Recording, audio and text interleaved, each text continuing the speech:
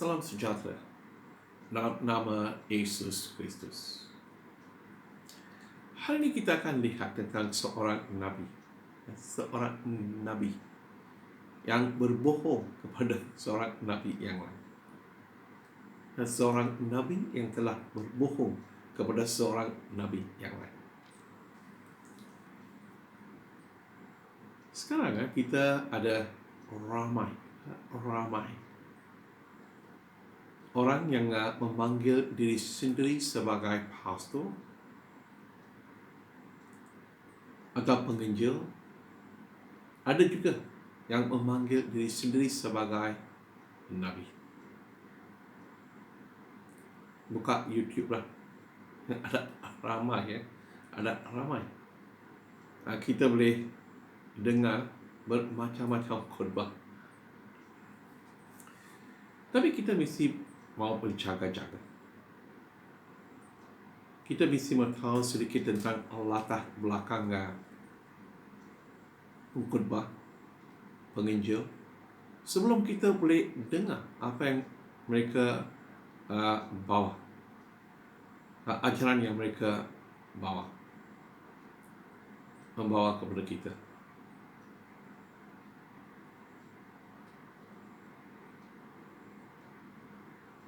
Macam-macam ajaran sesat.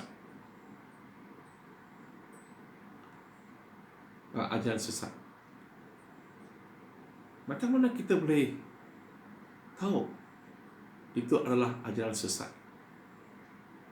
Macam mana kita boleh mengatasi masalah ini, ya? Pastor palsu, penginjil palsu, nabi palsu. Macam mana kita boleh mengatasi masalah ini? Kita akan lihat hari ini. Di 1 Raja-Raja 13, kita baca tentang seorang nabi dari Yehuda. Ayat 1, pada masa itu ada seorang nabi dari Yehuda. Dia disuruh oleh Tuhan untuk pergi ke Bethel. Tengok, nabi dari Yehuda telah disuruh oleh Tuhan untuk membawa satu message kepada Raja Yerobeam. Misi Nabi Yehuda ialah untuk mengkecam mazmur yang telah dibina oleh Raja Yerobeam. Dan Nabi dari Yehuda pun telah ikut perintah Tuhan. Dia telah pergi ke Bethel dan dia telah mengkecam mazmur. Selepas misi dia dah habis, dia pun terus pulang ke Yehuda. Ayat ke-11, pada masa itu ada seorang nabi tua yang tinggal di Bethel. Tadi itu nabi dari Yehuda yang telah disuruh oleh Tuhan untuk membawa satu message kepada Raja Yerobeam. Dia datang, dia telah mengkecam mazbah yang dibina oleh Raja Yerobeam dan dia telah balik ke Yehuda. Pada masa itu ada seorang nabi yang tua. Mungkin dia pun dah bersara. Bila dia dengar, dia telah diberitahu oleh anak-anaknya tentang nabi dari Yehuda. Dia kata, saya nak jumpa nabi itu. Ayat 13, nabi tua itu menyuruh anak-anaknya memasang pelana pada keldainya. Setelah mereka berbuat demikian, dia menunggang keldai itu, lalu mengejar nabi dari Yehuda itu. Kemudian dia menjumpai nabi itu sedang duduk di bawah sepohon pokok kas besar. Nabi tua itu bertanya kepadanya, "Kamukah nabi dari Yehuda itu?" Dia berjaya menjumpa nabi dari Yehuda. Itu nabi dari Yehuda kata, "Ya." Jawab nabi itu. Sekarang ayat 15. "Marilah pulang dan makan bersama-sama saya," kata nabi tua itu. Nabi tua dia kata, pulanglah, pulanglah, ikut saya, kita akan makan di rumah saya, pulanglah, ikut saya. Apa salah lah, tak. Itu Nabi tua, selepas dia jumpa tu Nabi dari Yehuda kata, marilah, mari, kita pergi makan, kita pergi makan di rumah saya. Tetapi Nabi dari Yehuda itu menjawab, saya tidak boleh ikut Tuhan, saya tak boleh ikut. Saya jemput kamu makan sajalah, apa susah, makan dan minum saja, pulanglah, ikutlah saya, balik ke rumah saya, dan kita boleh makan dan minum, atau masuk ke rumah Tuhan. Saya tak boleh makan, minum, atau masuk ke dalam rumah Tuhan. Saya tidak boleh minum atau makan apa-apa di sini. Tuhan telah melarang. Dia kata sekarang mengapa dia tak boleh ikut Nabi tua ke rumah dia dan makan bersama dengan Nabi tua itu. Dia kata Tuhan telah melarang saya makan atau minum apa-apa pun, dan melarang saya pulang mengikut jalan saya datang dahulu. Dia kata, minta maaf Tuhan, terima kasih sebab kamu telah jemput saya untuk makan, tapi saya tak boleh ikut. Mengapa tak boleh ikut? Tuhan telah melarang. Tuhan, bukan sebab saya tak nak ikut, Tuhan telah melarang. Selepas saya habis tugas saya di Bethel, saya mesti balik. Saya tak boleh makan atau minum di Bethel. Dia terus bagi terus terang dia kata saya tak boleh ikut. Saya tak boleh ikut kamu ke rumah kamu. Ayat 16. Tetapi Nabi dari Yehuda itu menjawab, saya tidak boleh. Minta maaf 18. Lalu Nabi tua dari Bethel itu berkata kepadanya, saya pun seorang Nabi seperti kamu. Dia kata, saya pun seperti seorang Nabi seperti kamu. Jadi saya pun seorang Nabi seperti kamu. Atas perintah Tuhan, satu malaikat menyuruh saya membawa kamu pulang dan menjamu kamu di rumah saya. Tengok, tadi ayat 16, Nabi dari Yehuda kata, saya tak boleh, sebab Tuhan telah melarang. Ayat 18, Nabi dari Bethel kata, boleh. Mengapa boleh? Dia kata, Tuhan telah hantar seorang malaikat. Tuhan telah perintah kepada saya supaya saya membawa kamu balik ke rumah saya dan memberi kamu makanan dan minuman.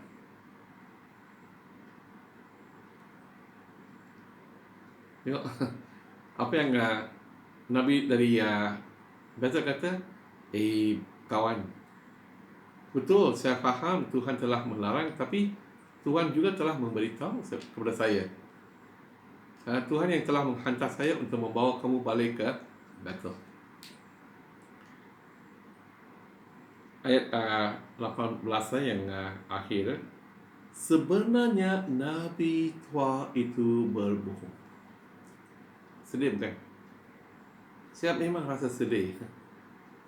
Nabi tua, dia tahu dia sedang berbohong. Walaupun dia tahu dia sedang berbohong, dia berbohong. Dia tahu apa yang Nabi dari Yehuda kata kepada dia. Tuhan telah memberitahu kepada saya, dia telah melarang saya makan atau minum di Bethel. Sepatutnya Nabi tua itu menghormati, dia mesti menghormati. Minta maaf, kalau Tuhan telah melarang, Allah telah melarang kamu makan di tempat di sini, saya minta maaf, kamu teruskan perjalanan kamu. Walaupun Nabi tua sudah tahu dia berbohong, dia salah menggunakan nama Tuhan, menyalahguna nama Tuhan. sekarang ada ramai. Itu yang Fahri kata ni, yang kita mesti berjaga-jaga. Sekarang ada ramai pastor, penginjil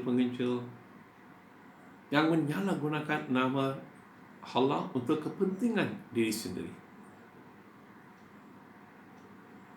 Mereka membuat pelayanan bukan untuk kemuliaan nama Tuhan, bukan untuk membangkit kerajaan Tuhan, tapi untuk kemuliaan diri sendiri.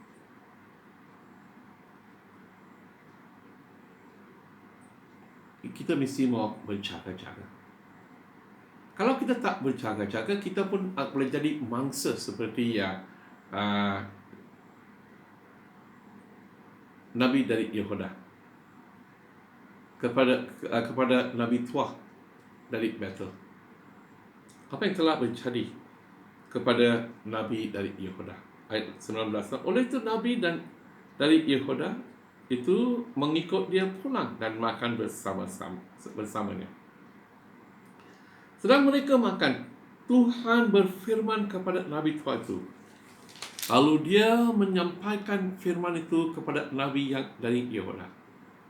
Tuhan berfirman bahawa kamu tidak taat kepadanya dan bahawa kamu tidak melakukan perintahnya. Sebaliknya, kamu balik dan makan di tempat yang telah dilarangnya. Oleh itu kamu akan dibunuh dan mayatmu tidak akan dikebumikan di perkuburan keluargamu. Sedih saya. Betul-betul sedih.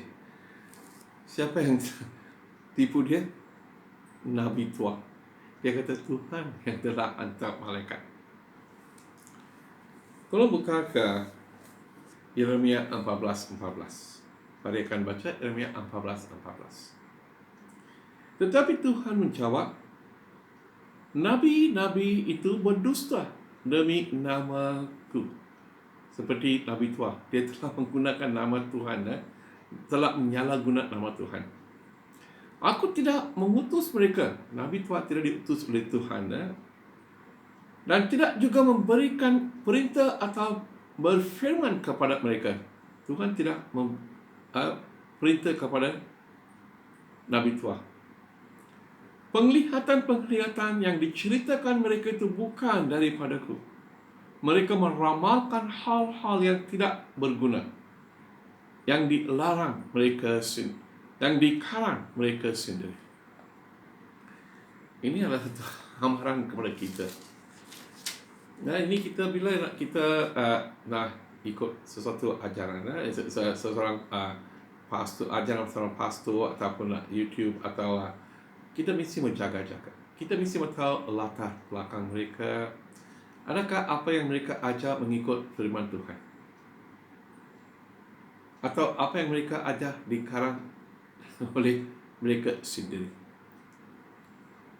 Kadang-kadang bila kita dengar firman Tuhan, khotbah pun kita, ini macam dalam Alkitab, Tuhan melarangkan ini. Tapi pengkhotbah kata boleh. Kadang-kadang pengkhotbah kata tak boleh, tapi Alkitab kata boleh. Mereka gunakan fikiran diri sendiri. Mereka tak bergantung kepada kuasa Roh Kudus untuk memimpin mereka bila mereka menyediakan perkongsian mereka. Kita mesti berjaga-jaga. Itu yang kita baca dalam Mazmur 119 ayat 105. Firman-Mu itu pelita, firman Tuhan, Alkitab, yang memimpin aku, dan cahaya yang menerangi jalanku, firman Tuhan.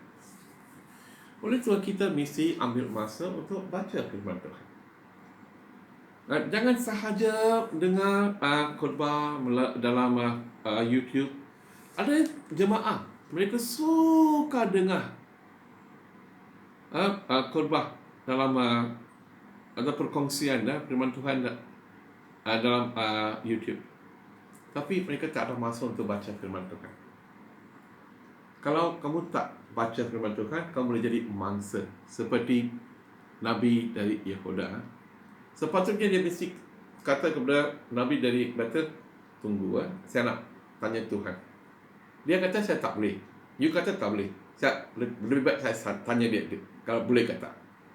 Bila orang kata sesuatu, sebelum kita bagi keputusan, saya nak baca firman Tuhan, saya mahu tahu apa yang firman Tuhan kata tentang isu itu, perkara itu, hal itu. Baru saya akan bagi jawapan. Baru saya akan ambil keputusan. Kalau saya baca firman Tuhan setiap hari, bila orang cakap sesuatu, saya tahu itu ajaran sesat. Dia itu memang ajaran sesat. Dia bukan dia ajar sesuatu yang tidak dibenarkan oleh Tuhan dalam Alkitab. Kalau itu ajaran sesat, atau ajaran mereka melanggar perintah Tuhan, firman Tuhan, jangan dengar. Tutup YouTube, jangan buka YouTube itu lagi. Kalau kita tahu orang itu sedang mengajar sesuatu yang tidak dibenarkan dalam Alkitab, jangan buang masa, jangan membazir masa dengan mereka. Nanti kamu akan jadi seperti domba yang sesat. Mengapa kamu telah dengar ajaran yang sesat? Oleh itu, janganlah jadi mangsa kepada penginjil atau pastor atau nabi-nabi palsu. Ada ramai orang. Tengok siapa yang tipu? Nabi tua yang tipu sampai nabi dari Yehuda jadi mangsa. Kita mesti berjaga-jaga. Bacalah firman Tuhan. Padri atau sesiapa saja yang kongsi firman Tuhan hanya alat dalam tangan Tuhan. Kuasa yang dalam bahasa Indonesia final authority, Allah Alkitab. Tak kisah siapa cakap siapa, apapun. Kalau Alkitab kata tak boleh, tak boleh. Alkitab kata boleh, boleh. Inilah kuasa kita. Baca firman Tuhan. Tuhan memberkati kamu. Dalam Bapa, Anak dan Roh Kudus. Amin.